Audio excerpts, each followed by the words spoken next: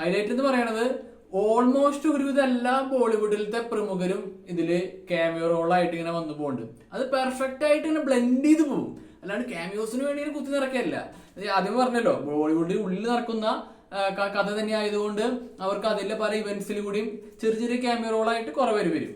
പിന്നെ ഇതിൽ ചില ഇമ്പോർട്ടന്റ് ക്യാമിയോ ആയിട്ട്, ഐ മീൻ കുറച്ചെങ്കിലും സീൻസ് ഉള്ള ക്യാമിയോ ആയിട്ട് ആരൊക്കെ വരുന്ന വെച്ചാൽ ഷാരൂഖ് ഖാൻ, അമീർ ഖാൻ, സൽമാൻ ഖാൻ, രാജ്മൗലി, രൺബീർ കപൂർ, പിന്നെ ഇമ്രാൻ ഹാഷ്മി, അങ്ങനെ ഒരു കരൺ ജോഹർ, അങ്ങനെ കണ്ടമാനം മെയിൻ എത്രയോ ഫേമസ് ബോളിവുഡ് ഡയറക്ടേഴ്സും ആക്ടേഴ്സും ആണ് ഇതിൽ വന്നു പോണത്.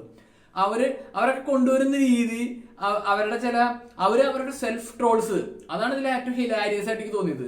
ഷാരൂഖ് ഖാൻ ആയാലും ശരി, അമീർ ഖാനും രാജ്മൗലിയൊക്കെയുള്ള സീനൊക്കെ ഉണ്ട്, ഭയങ്കര രസമാണ് കാണാൻ. സൽമാൻ ഖാൻ, പിന്നെ ആര് പറയാ, രൺബീർ കപൂർ, ഇമ്രാൻ ഹാഷ്മിയുടെ സീൻ, അതിൽ കുറെ എന്താ പറയാ, ഇവരുടെ കുറെ ഐക്കോണിക് ആയിട്ടുള്ള സാധനങ്ങൾ, ഇവരുടെ കുറെ ട്രേഡ് മാർക്ക് സാധനങ്ങളെ ഫണ്ണി ആയിട്ട് വിമർശിക്കുക, അല്ലെങ്കിൽ ക്രിട്ടിസൈസ് ചെയ്യുക, കളിയാക്കുക, അല്ലെങ്കിൽ പുകഴ്ത്തുക. ഇതിൽ ചില സീൻസ് ഒക്കെ പക്ക അവരെ തന്നെ അവര് കളിയാക്കുകയാണ്. ആ കളിയാക്കലാണ് ഫണ്ട്. മറ്റേ ഷാരൂഖ് ഖാന്റെ ചില സീൻസ് ഒക്കെ കണ്ടാൽ നമുക്ക് മനസ്സിലാവും എന്തിനാണ് കളിയാക്കണത്, ഏതിനാണ് കളിയാക്കണം എന്നൊക്കെ. കാരണം പിന്നെ അതില് ഫിലിം ഫെയർ പല കാര്യങ്ങളിലും അവരിങ്ങനെ